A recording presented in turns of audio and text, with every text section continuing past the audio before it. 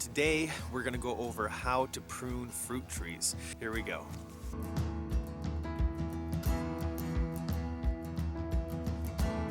So one of the first things that we did when we bought our property was plant a whole property line of pine trees. We wanted our privacy, and also we wanted to do that for deer hunting as well, because deer love edges. And we also planted fruit trees.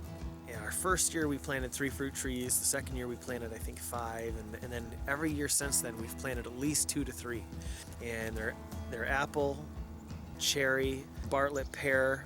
I remember my first time when I was ever deer hunting and I was lucky enough to harvest my first deer, my first buck. It was under an apple tree. A doe was munching on an apple, and I just sat there and watched her for about 15 minutes, and then here comes this beautiful 8-point, and took him up to 12 gauge, and it was one of the happiest days of my life. And I knew I really got to see a lot of deer when I hunted those apple trees. And it was this old lady that gave me permission. She owned 9 acres, and it was just mostly pine trees. And then she had a couple apple trees in the very back of her property. And she since has passed, and that property is sold. But I always told myself I would purchase and put in an orchard. I'd purchase some apple trees and build myself an orchard one day. And I'm happy to say I finally have trees that produce apples, and it brings in the deer every year, and it's a good feeling when it starts to produce. One of the things I noticed about the apple trees was pruning your trees makes them grow faster. And I learned that the hard way. I'd wondered why, because you can't just plant it and ignore it. You got to plant it, you got to water it. But the first few years are really critical. You want to make sure they get their water in the hot months of the year. You want to make sure, especially right after you're planting them, you're watering them every other day, a couple times a week, taking out 5-gallon buckets. I used to just load up my John Deere trailer and water them that way. I just pull the trailer full of water, and then I'd use a bucket to go to all my trees. That seemed to be the best way to do it. If I had one thing to recommend to everybody about fruit trees, I would recommend getting out in March and pruning them. As soon as February hits, you really can start doing it. It's just when you start too late and you're cutting all those cuts, the insects are going to be falling on them. They're going to be getting into all those cuts that you made, and that's no good. So you want to make sure you use like a tree wound. If you cut a big limb off and you accidentally maybe tear the bark down, they make patches that you can just smear. It's almost like a putty right onto your tree bark, and that's a good quick fix. But I like to come out here in March, and that's a good time. Anytime in March, and I try to get them all done by the time April comes along, and then I can spend time, just like we were talking about scheduling. Then I can spend time all of April splitting wood.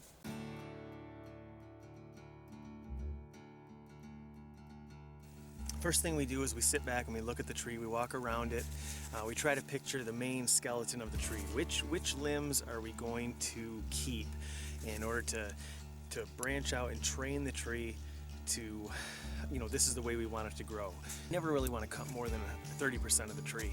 If you include all these limbs in the growing season, it doesn't really have enough nutrients to have fruit all over the tree. And what happens is you don't get as much fruit. We're gonna end up taking 1/3 of this tree away. I cut away any sucker plants that are coming up, any tree trunk junk up the tree trunk. Once you get up here, that's when you really want to start cleaning up these limbs. You don't need all this stuff up here. So we're gonna clean all this up first thing.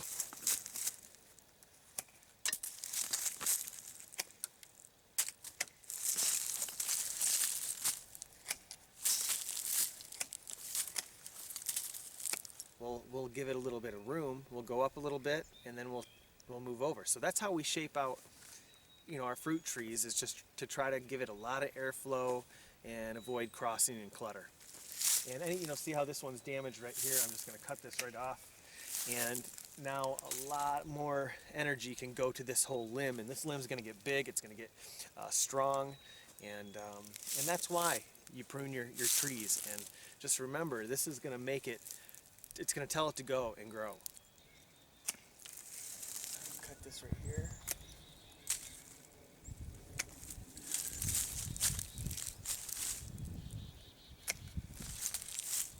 Keep that. Okay, so now I'm happy with this tree. I cleared out all the clutter. I've got the limbs that I want to keep. Thank you everybody who watched this much of the video.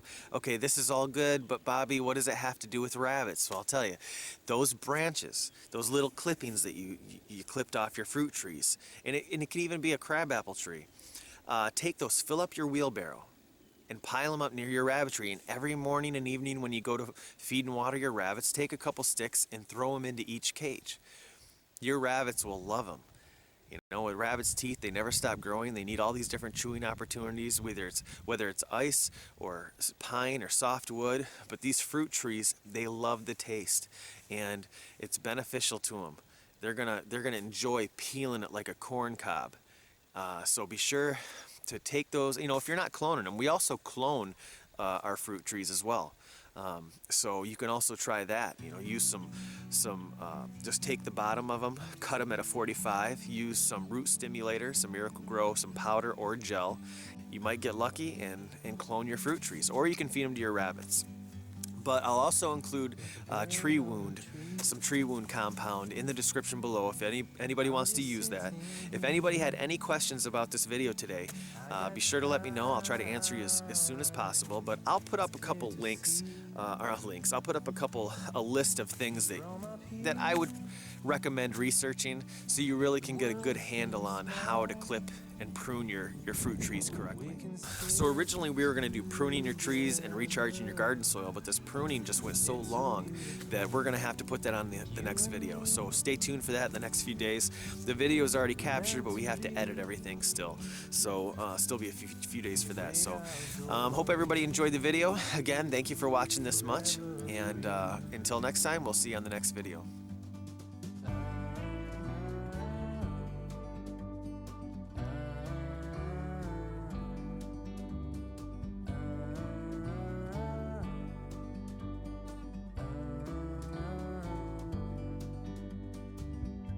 Sometimes you need to go and take a step back to see the truth around you. From a distance you can tell.